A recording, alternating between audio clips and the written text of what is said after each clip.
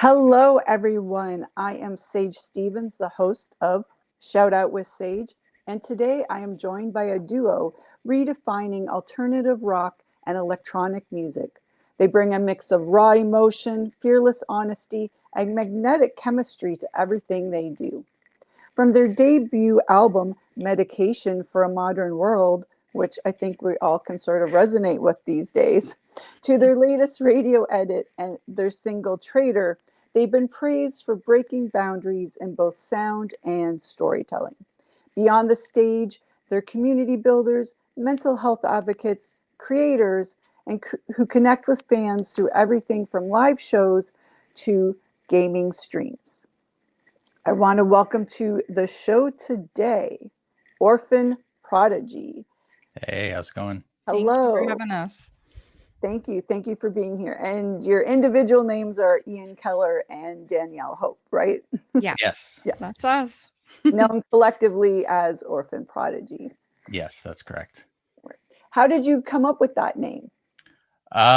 So I'm adopted, and earlier, like way early in my career, I had a band called The Rejects, and long story short, the name didn't work out. Was asked to change the name, but I always kind of felt a connection to being kind of on the outside of things.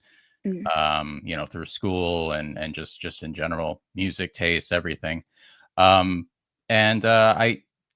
Orphan Prodigy, I when I turned 30, I met Danielle. I had just kind of come out of an agoraphobic stage in my life where I conquered it and got through it somehow. I really wanted to maintain that same connection to feeling different, but also in a much more positive light. So in short, I guess Orphan Prodigy is painting a color of being on the outside, being alone, feeling different, but also painting this more positive color.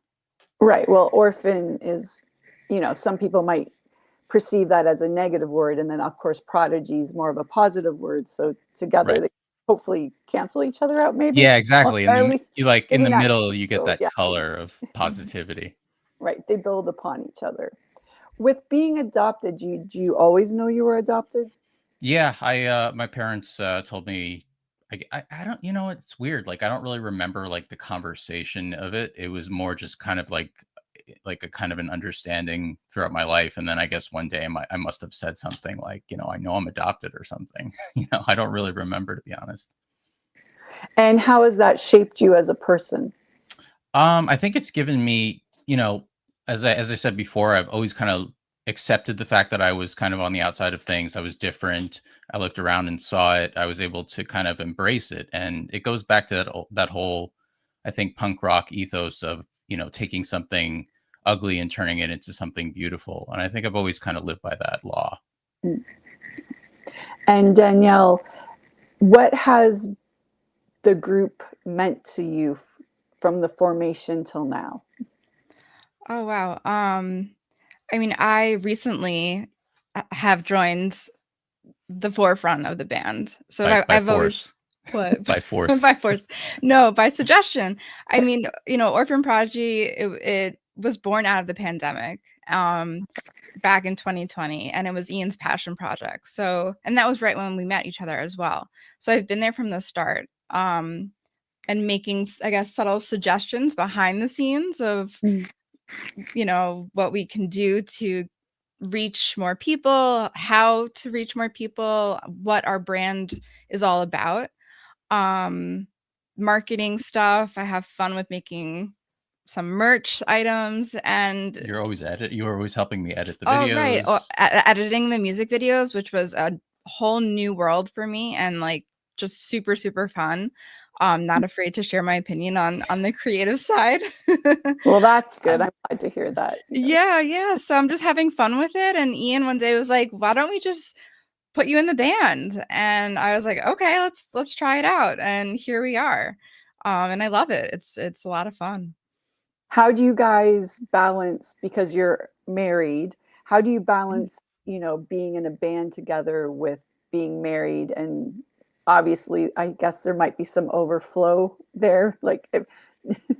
We get asked that a lot, and I think it comes down to, and you can correct me if I'm wrong, but we're best friends, and so it's just like, I think since the day we met till now, it's kind of just felt like this never-ending sleepover, and Yeah. we just kind of keep it going. It's just one day the only difference is one day I said, you know what, you're going to be in the band today. Now, do you want to be in the band? Do you want to be on stage with me? And she said, yeah, let's do it. And I think that's the only real difference. Yeah, I mean, it's very easy, I think, for us. I think we do everything together. We're very close, which I would say is different from the average couple, I think. And so we're always just talking about what we can do as a brand, as a couple, what our fans want. So we really never stop working. Hanging out is also Work. Yeah. You mentioned your fans. How much of their input influences what you do, or do you sort of have like your thought process of what you want your brand to be, and how much do they influence that? I think in the beginning it was, as Danielle mentioned, this was my passion project, and I didn't really, I just gotten out of a 15-year band that I had, and I was just kind of looking to find a way to keep going, and keep creating. And so I wasn't writing for anybody, and I've never written for anybody. I've always written for myself. But this project, Orphan Prodigy, is the first time that there's no filtration by a producer, by other egos, other band members. It's really all just me. I mean, the only thing I do is actually, like, I ran the entire album by her before I released it. That's the only like input that was, And what was your input? It was um Ian has a tendency to not doubt himself, but in a good way, like strive for perfectionism, right? right. Like, so he Critical, and yeah, I think most creative absolutely right. Yeah. And so always wanting to tweak and make it better, and I think that's awesome. It's a great work ethic to have. But at some point, it is what it is, and it sounds amazing. And that's where I come in, and I'm like, let's not touch it anymore. This is good. This is great. Yeah. Yeah, I'm a writer, so I get that. Yeah. Okay. Yeah.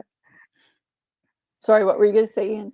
No, she keeps me like level. I mean, there is a point where I start to become obsessive about the mix, or, because before Orphan Prodigy, the whole reason it started was because I took a step back from my old band, and I decided to go a different route and pursue audio engineering. And I think a lot of that has sort of lent itself to, I engineered the album myself, recorded the album myself. But there's a certain point when, like, the mix is as good as it's going to get, and you should, just back off of it and let it go.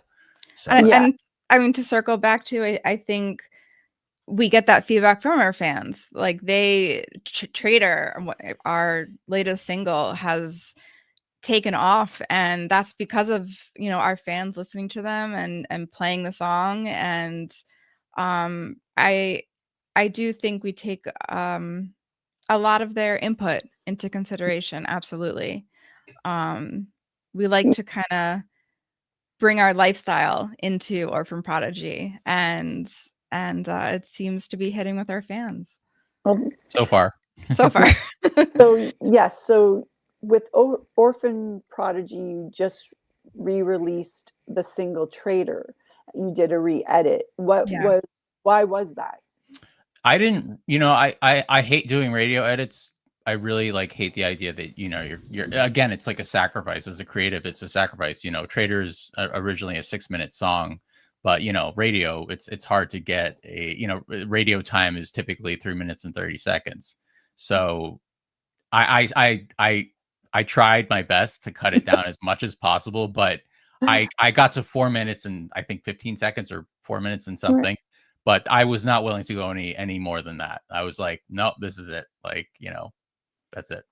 I think also you made it Orphan Prodigy, right? Because Yeah, I mean, I tried to, preserve the elements that were most important to get the song across.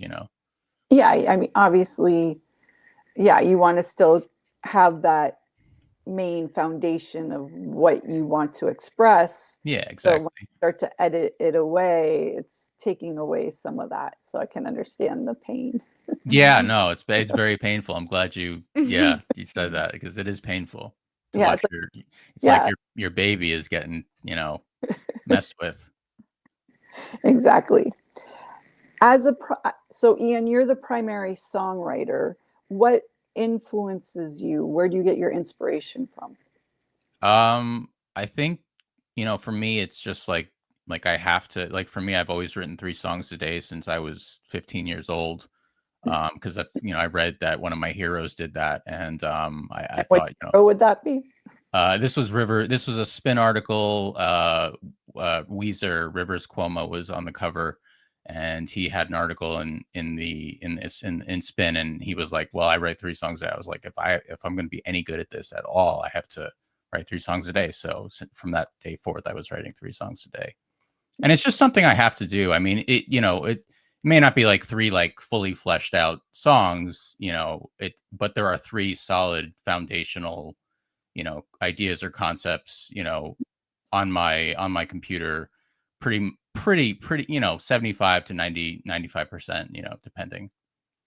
So they're not totally flushed out, but you have like three definite. Well, some are like some days there will be like, on the best day there are 3 fully fleshed out songs, but most days it's like 1 fully fleshed song and 2 kind of working ideas. He's always also anywhere we are, anytime he gets inspiration, he'll write down just like a line or a sentence. And I see that happening throughout the day. It's very cool because he starts to add to the song like throughout the day. She doesn't get annoyed, so that's a really good No. it's a plus. Yes. So you carry around either your phone or a notebook and you write down ideas as you get them. I have no penmanship skills at all. Like I have like the worst chicken scratch. Like when I was a kid, my dad like ripped out pages of my notebook, he's like the sweetest man on earth, but he like made me like rewrite like my entire binder. It was nuts. It's like he was offended. Yes. Yeah. So the point being, I just I just use my Type phone it. now. Yeah, Type it. So I can imagine your signature. It's like, oh, it's awful. It's so awful. You should have seen it on the release we signed. It was just awful. alternative rock and electronic music. They often resist labels, but you've managed to carve a space that's both underground and radio ready. How do you balance those two worlds? I don't know. I mean, I think it's been so organic in the way that this whole project started. I mean, it started, again as this passion thing, and then I think because it was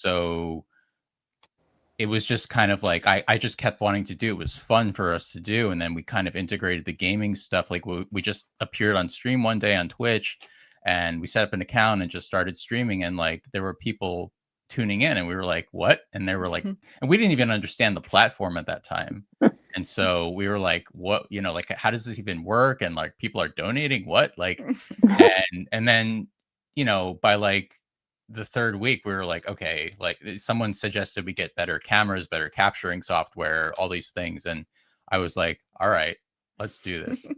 Let's do Tech this. guy over here. Yeah. Yeah. So we did the research and we got all the gear, and then apart from that, we were also simultaneously the bread and butter of Orphan Prodigy was doing the hybrid live streaming concerts.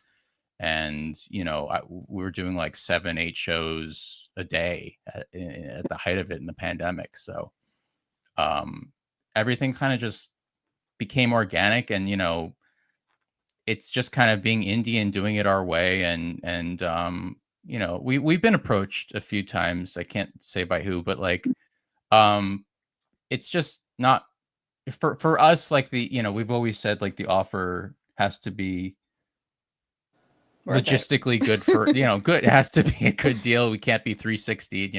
I've been in a contract like that and it's not fun. So and the same thing with touring. Like it has to just be like the right fit. Yeah.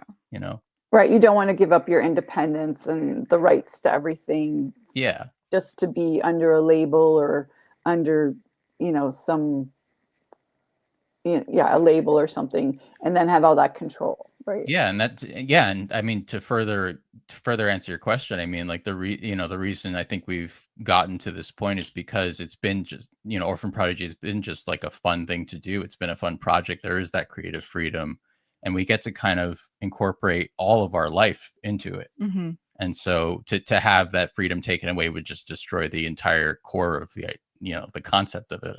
Right. So. During the pandemic, you did the streaming.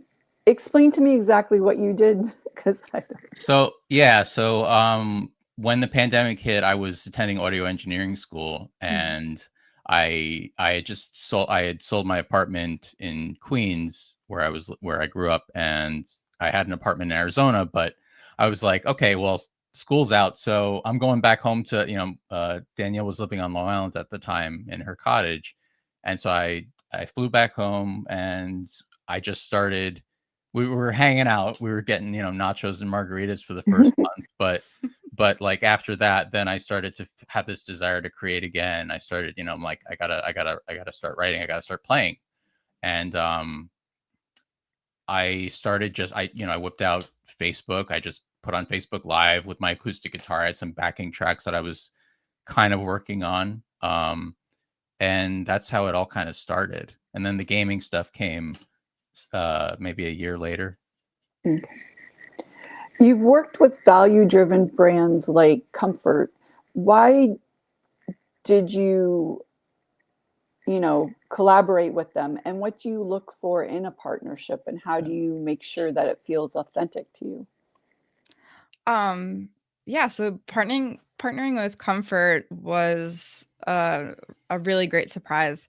I actually came across the brand and their products, I think maybe a year ago or so, and fell in love. It's just this really cozy, oversized, weighted, like slightly weighted sweat outfit. I mean, now they have many more items out as well, but it just really fit our lifestyle. I think what you said, like the authenticity, we're all about comfort, we're all about well-being, mental health, and I think a cozy brand aligns with that. And in search of like future partnerships, I think that's what we're looking for, is just stuff that would fit into our life and that we are supportive of. I don't think, I wouldn't want to partner with a brand just to partner and not be in support of them. Right. Well, yeah, because they say the weighted stuff helps with your nervous system. And yeah, exactly. Yeah. Mm-hmm. I understand. Well, speaking of partnerships, I'm going to segue to my partnership, since that gave me a good reason why. So I would like to thank my sponsor, Rage. We have these wonderful hats, and you can go online and use the code RAGESAGE at checkout. And what rage actually means is rebel against general expectations, which resonates with me because I like to be an individual, and I have been thought of as being an original thinker most of the time. Definitely have my opinions. So, cool. Okay. Now, back to the questions. What's in the future for you guys? What's next? We're just gonna milk this album until it's dry. So we have actually another single being released on November 28th. That's the next single down the pipe. It's 21st. Oh, 21st. Yeah, sorry, I got it wrong. See, this is I can't keep track. I just write the songs. That's all I do. Not true. But yeah, we have another single coming out, and then we have another single coming out. I think we have 3 more singles for this record planned, with videos already shot and stuff. And we're gonna releasing Patreon. Oh yeah, sorry. And the same day we're launching our Patreon, and that's going to give fans another way to, support and collaborate with us. Yeah, and we have a couple of live shows lined up as well. Yeah. So we're stepping out of our home studio. Yes, stepping out. We're making more of an effort this year to, I think, do more shows. Last year we did kind of half and half. I have panic disorder, so there is kind of like that element of logistically trying to make it work within the confines of that. So like I said, it just has to be like sort of the right logistical settings to have that happen. When you say live shows, you mean actually in real life live shows? In person. We have in person and we have the virtual stuff. Right. So last year it was like 60-40 virtual dominant. Okay. Just wanted to make sure when you said live, you meant like in person. Yes. Oh yeah, in person, physically. The debut album, Medication for a Modern World, how did you come up with that title? Yeah, I was it was an idea that I've had for probably a good 10 years, just kind of sitting in the background, lingering. And it's just I think it's, for me, it's always been like an escape. It's a way to sort of escape, but also come to an understanding with yourself and with the world, about how to persevere and keep going. And no matter whether the world is burning or it's not burning, it is what it is, and you just have to kind of live with it and accept it and push forward. That's why we're here, to push, keep going. What inspires you to keep going? Honestly, Being married. I think it's I just think it's a natural instinct in you, like you don't stop. I think, there's some people that work for them is hard, it's hard, and they have to drag themselves through it. But Ian has this natural drive to just keep going, keep creating.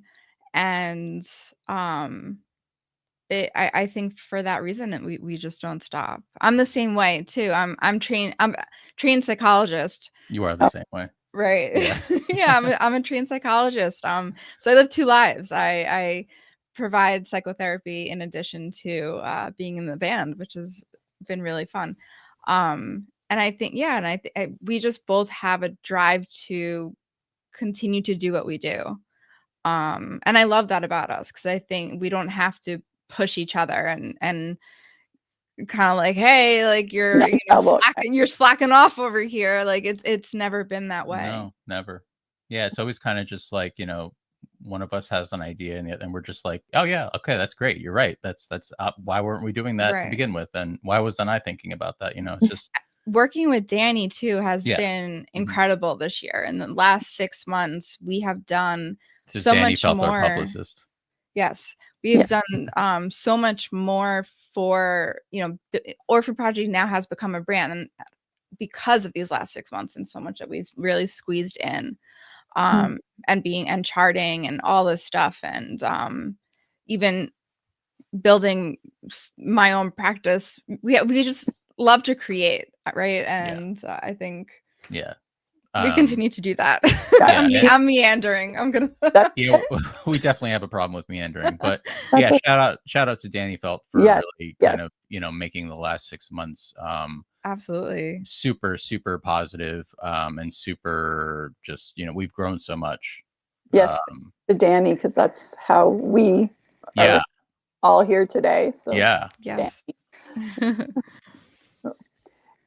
Actually, you naturally went to a shout out. So besides Danny, who else would you like to give a shout out to today? Since this is a shout out with Sage, and one of the premises of the show is to give gratitude and thanks to people that have helped us in our journey.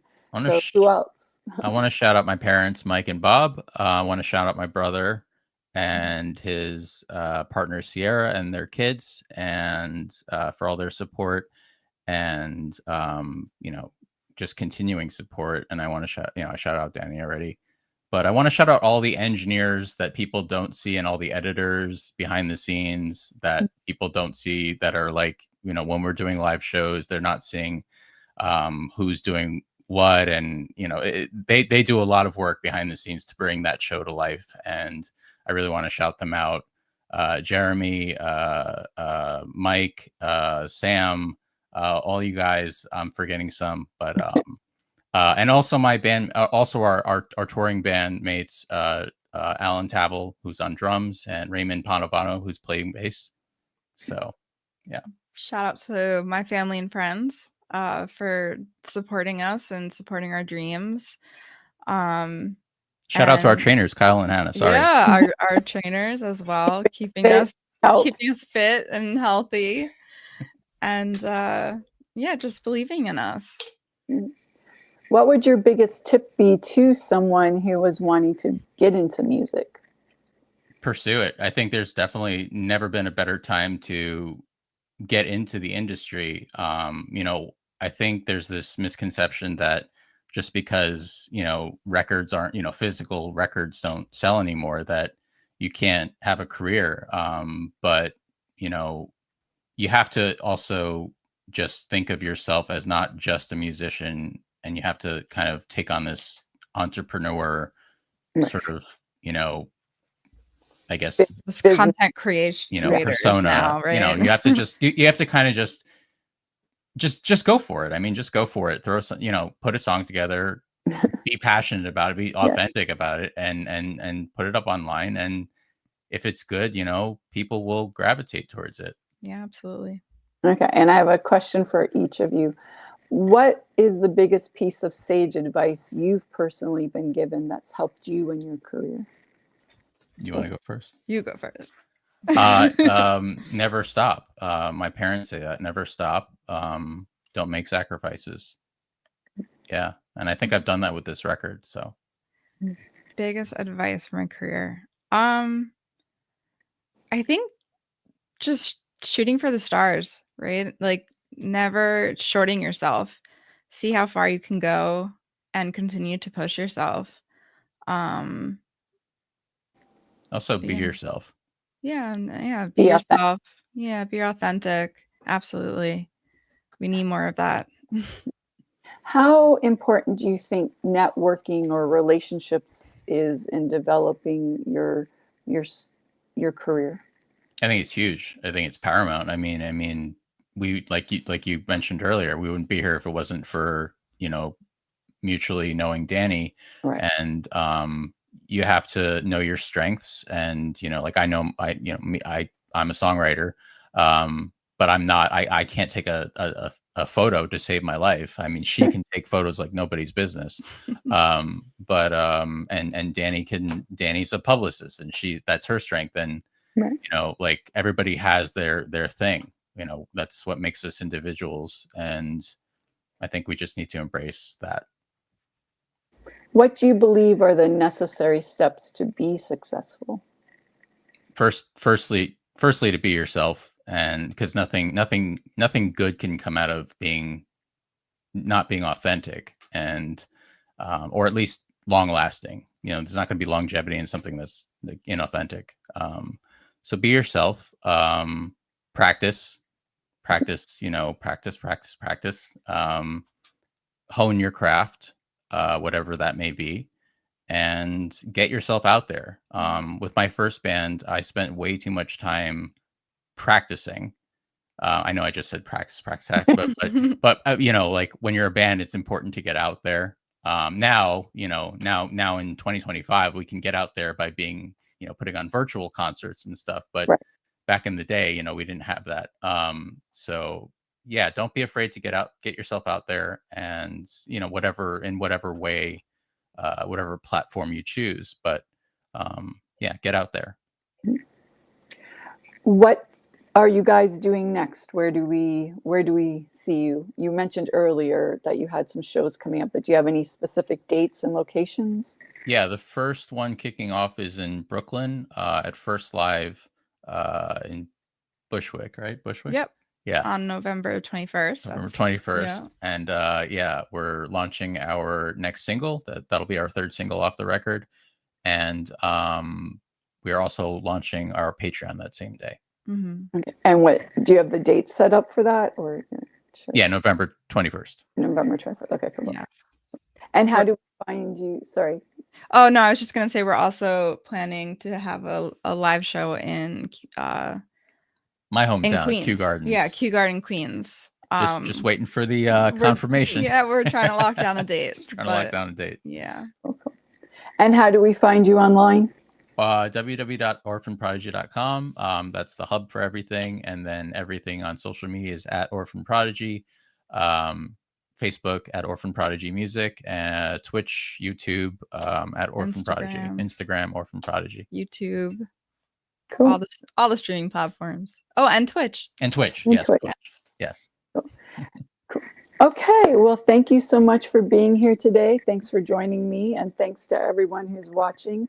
And we will see you next time on Shout Out with Sage. I want to thank Orphan Prodigy for being here today. Thanks, guys. Thank you. Thanks, Sage, so much for having us. No worries. Thanks.